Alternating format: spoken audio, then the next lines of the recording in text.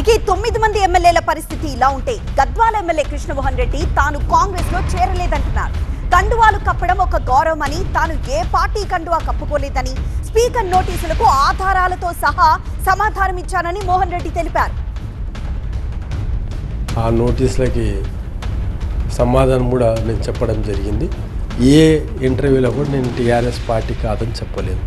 ఈరోజు కూడా స్పీకర్ ఇచ్చిన నోటీస్కి అదేవిధంగా సమాధానం రాతపూర్వకంగా ఇవ్వడం జరిగింది. దీన్ని ఏది పెద్ద సమస్య కాదు. ఇది ఈ అధికారంలో వచ్చిన రోజుకెళ్ళి కూడా నేను ఏ విధంగా కూడా ఎప్పుడు కూడా నేను కాంగ్రెస్ పార్టీ అని చెప్పలేదు. నేను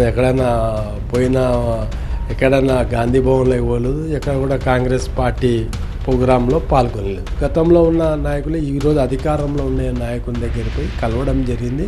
నాకు ఇక్కడ ఉన్న సమస్యలని తీర్చాలనే ఉద్దేశంతో కలిసినా తప్ప నేను పార్టీని చేరినా అనేది మీరు సృష్టిస్తున్నారు. కండువా అనేది ఒక గౌరవం అంతే. ఆ పార్టీ జెండా కానీ పార్టీ గుర్తుగా ఉన్న కండువా నేను వేసుకోలేదు. ఏ రోజున ఒక్క రికార్డు చూపించండి నేను కాంగ్రెస్ పార్టీలో ఉండాలని చెప్పినట్ల.